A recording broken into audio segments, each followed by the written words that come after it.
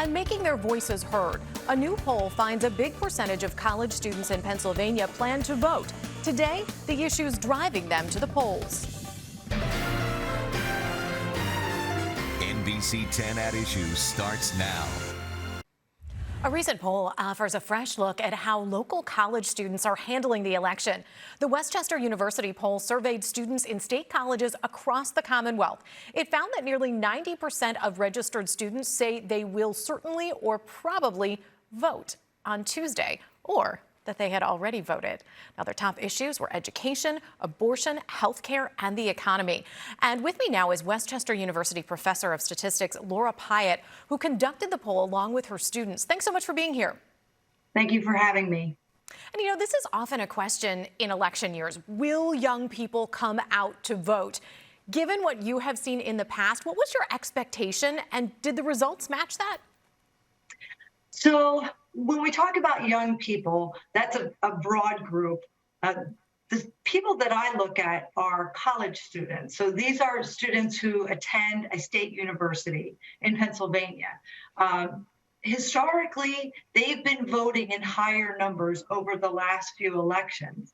So that when we saw that the intent to vote was high and that the proportion of students registered to vote was high, it's definitely a little higher than what actually is the truth, but we weren't surprised with how high it was.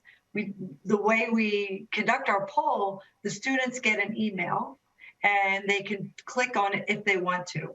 If they're not politically inclined, they may not click on the link, so we tend to get a lot of students in the poll who are engaged politically. But that being said, we have an idea of where we think students are going to vote. It's not quite this high, but it's definitely higher and trending higher every election. So tell us more about what you found specifically in the big races in Pennsylvania, the Senate and the gubernatorial races. What did you find in your poll? So the Democratic candidates are really way out in front with their leads.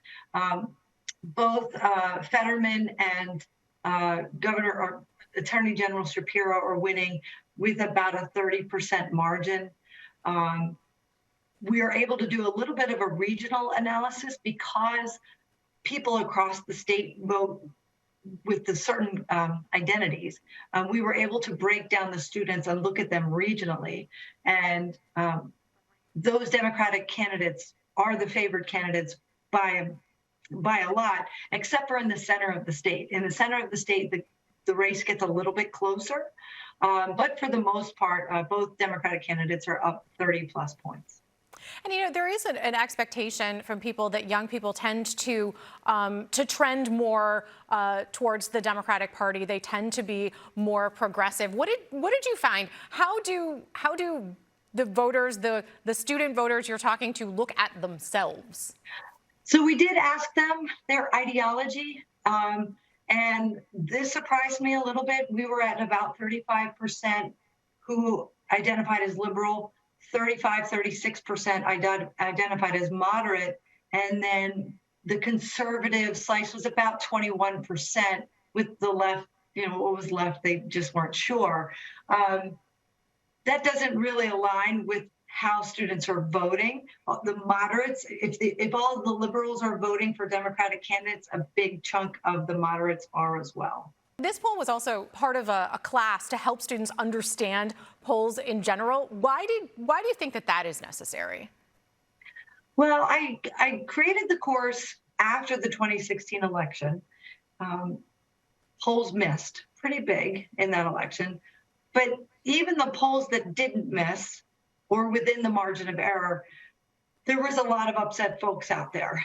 And polls missed, but then also people did not understand how polls work. There is a scientific method behind it. There's science, there's statistics behind it. So what I thought, because I do have an interest in politics and polling as well, is that I would build a course where I would teach students how polling works, how to create a poll, and how to analyze the data, but also how to read polls. How can you look at a poll and tell if it's a good one or not a good one? How to identify the margin of error and the sample size, and how the sample was collected. So that was my motivation. And then from that came this poll, which has really just been so much fun for both me and the students.